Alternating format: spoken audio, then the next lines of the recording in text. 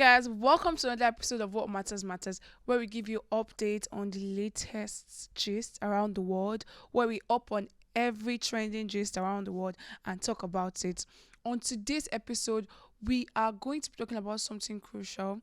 We are going to be seeing the trauma that comes with racism. So many people have gone through or are still going through so many trauma because of racism. So many people have had to deny themselves of some things because of what they faced through racism.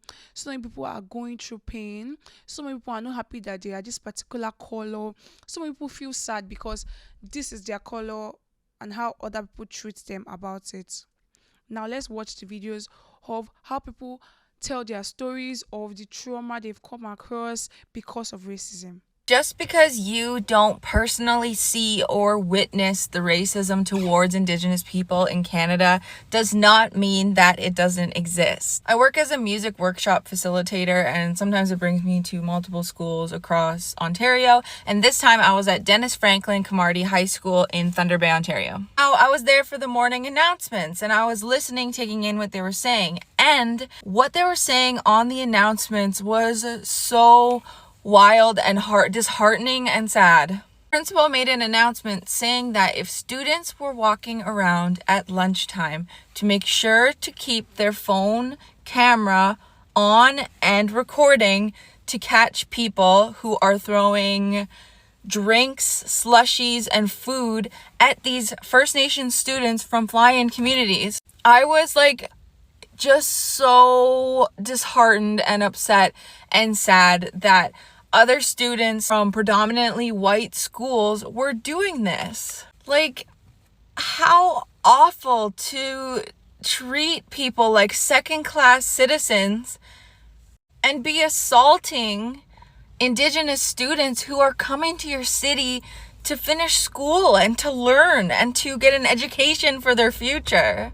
So yes, these things are happening in cities all across the nation. So open your eyes, and I'm sure hoping that you are teaching your children to love people of all different backgrounds and to just lead with empathy.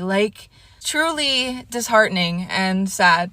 But I love you guys, and this is why I am always gonna put on for my culture. We deserve the love. We're beautiful. We're amazing. We're awesome.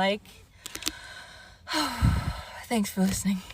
Miigwech. Sometimes I feel silly talking about some of the racial trauma that I have or some of the racism that I experienced because I tell myself I should have known better in certain situations.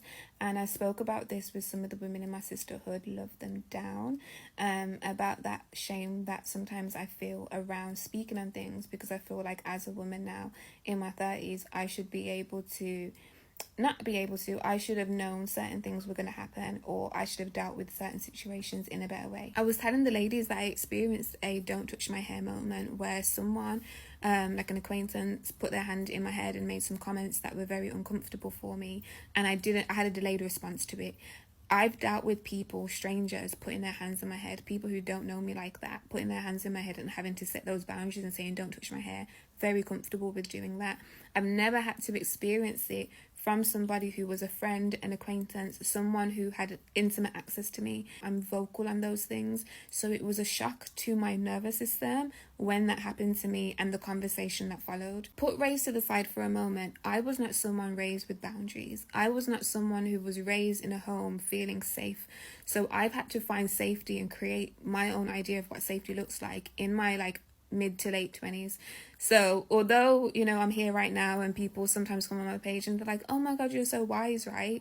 I was wise within the limitations of my circumstances, and only over the past 5 years has that wisdom expanded to actually being safe for me. So when it comes to race, I feel like now I'm at a point in my life where I'm safe in other areas of life. So now I can address how unsafe I feel when it comes to certain aspects of my racial identity in this world, which is why from March I've been making videos in terms of when I had that realization of England, me in England, how safe does my body feel here? These are things that it's like they've always been there, but now I have the space to face them. Does that make sense? I hope I'm explaining myself properly. The girls got it, but I wanted to explain that on here because sometimes I will get people who look like me who will come into my comment section and laugh at me and mock me like, oh, you're just figuring this out now? Like, this is your fault. You know, you've made this happen. Why were you friends with them in the first place? And whilst I'm not going to blame people for feeling that way, because I understand that for some people in their life, those experiences that I'm speaking about now have been your biggest traumas. So, of course, you would have dealt with them before and had to learn how to protect yourself as a result of that. And I admire you for that. And I wish that instead of coming in my comments laughing at me, you would actually tell me the tools that you use to navigate those experiences. Because baby, if you come to me about a lot of other traumas, I can give you my tools, okay? There's a lot of things that I've also dealt with, but I think sometimes people don't recognize that their biggest trauma is not somebody else's. People always get this impression of me that I've grown up in this like little fairy tale, and I haven't. That has not been my experience. So, yeah, if you see me now as a grown woman making videos talking about race and having these revelations that you had when you were 10 years old and I'm just having at 30, please just give me grace, because this is this chapter of my life. I finally am safe enough to explore how unsafe I feel as a Black woman in this world, you know, and that's a lot to deal with as it is. And I even feel vulnerable coming on here saying this, but again, as a counsellor and as someone who always is telling people vulnerability is your superpower, I thought lead by example. And I guess I'm just sharing this to release the shame and to kind of let anybody else know, if you are going through the same thing, I ain't gonna laugh at you, I'm not gonna mock you, but yeah, you're not alone, you know, this is life, and some things we learn at different seasons, and that's okay. Okay, so I'm getting ready for the day, and I'm really irritated. Why are Black women so mean to each other on this app? Like, I really need answers. Like, I'm honestly, like, really bothered, because, like, a lot of my most hateful comments are coming from Black women. 100% is coming from Black women. I'm actually, like, really embarrassed just, like, having this conversation, for one, to begin with, because it's just, like, I don't want this to pop up on, like, a white person's TL, and they're like, oh my God, like, see, they have racism within their own community. Like, I love talking about tokenism. I love talking about systematic racism. I love having conversations about colorism. I like when you put me on game about light skin privilege and those kinds of things. But when it's coming from my own people, it bothers me. Like, it really does, and I just need answers. Long story short, this page that I've been following since I was in college actually reposted something that I posted. It was like a TikTok, Black Women in Luxury. You know, y'all know I like to post that type of shit. And one of the women, it was a couple of women, like, commenting, like, saying some really rude shit, and, like, it's just, like, I'm just really confused. Like, aren't we allies? Like, even when I post my date nights, like, there's times where people will make comments, like, she's posing a war against Black men, blah, blah, blah, this, blah, blah, blah. Like, I expect it from a Tom or a Karen, but from a woman that looks like me, it's a no. Like, it's a no. A white person or a white woman comments some shady ass shit underneath my page, but when it's coming from someone that looks like me, bitch, just go on and just, like, stab me in the heart. You know? Go ahead and ruin my day, you know? It's okay though. We're getting through it. Hair's looking bomb. New weave. I actually did this myself. Quick weave. But we gonna persevere. We gonna get through it. God loves us. Let's just keep it together. My parents were racist. I didn't catch on to it till I was in college, but they were raised that way. My husband's parents were racist, but they were raised that way, and they never saw how evil it was. I remember in grade school, went to a water fountain, and it was for the whites and for the blacks. Why didn't I know then that it was wrong? The water's the same for everybody. Why was it like that? I was so stupid not to realize that that's wrong. Wrong. So this past weekend, I watched Katrina Babies, the documentary on HBO Max that interviews adults who were children when Hurricane Katrina happened in New Orleans, and really understands the impact that it had on them. And it's a very moving documentary. I encourage everyone to watch it. But we all know that memeable moment where Kanye West was like, George Bush doesn't care about Black people. And when you watch this documentary and you listen to the actual, like, media clips that they include, and you watch the actual government response, you know that Kanye West was not lying, right? And the way in which that this country will use environmental failures and environmental disasters as like a lever of racism is honestly something that perpetuates still to this day. We all know Flint, Michigan, right? 10 years later, they're still fighting for adequate, clean drinking water in a city that is primarily black. Add Jackson, Mississippi to that list. A city that is 80% black was put into a state of emergency yesterday by the governor of Mississippi. Why? Because the purification plant that cleans the water from the river and turns it into adequate, clean drinking water for the city of Jackson is virtually non-operational. They don't even know if water is flowing in to begin with to supply water for the city of Jackson. So not only does a city made up of 80% black people not have clean, safe drinking water, they barely have water to begin with. And I think it's fascinating. In this country, the United States, the so-called greatest country in the world, we have multiple infrastructural and environmental aspects of this country that are used as levers of racism to not help black people. How do you have multiple cities in this country that don't have safe drinking water for its communities? I'm gonna hurt some feelings with this one, but we have the black community to blame for racism still existing. Even though we didn't create racism, we are the reason why we're still oppressed. The black community is very picky choosy. As soon as white people do something racist towards black people, we are quick to speak up about it. But when black people are doing harm to their own community, it's silent. Continue on. The black community needs to start taking accountability. You guys are way too silent about the issues in our own community. Very quick to ignore it and sometimes perpetuate it. That is why the black community has gone nowhere and why we will continue to get nowhere. Unless we change. She is so on point that it almost hurts. Here, let's see what else she had to say. Start holding other black people accountable.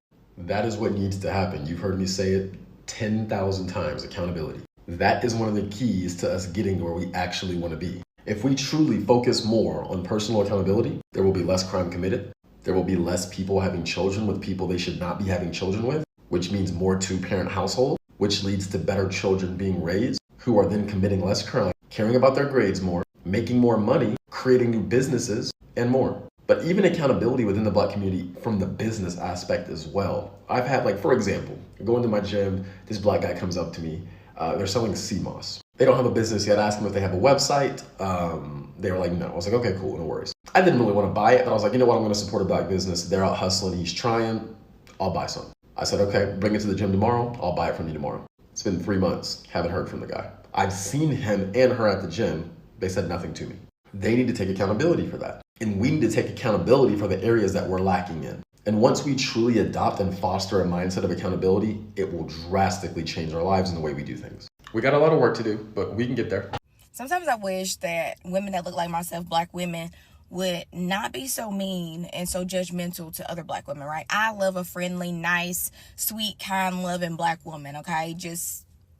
I love it. I love that. But what I don't like is, y'all know I'm a spin instructor, and with being a spin instructor, you know, you meet other people that don't really look like yourself half of the time, and so we're all in a group, we're just talking or whatever, and the person may come up and they may talk to another instructor or whatever, give them a hug and talk to them, and it's not the fact that I care or anything like that when I'm around, but it's just kind of like you don't exist. And I feel like when we assist, I like to say, hey, how you doing? And half of the time it's just nothing back. I get nothing back besides just nasty looks. Then they walk in the classroom, they're about to take my class, and they don't realize I'm the instructor. And it's crazy, because when they realize that I'm the instructor, after class, they want to come talk to me. They want to, oh, how did you get in this industry? Like, what made you do this? But at first, you were being so...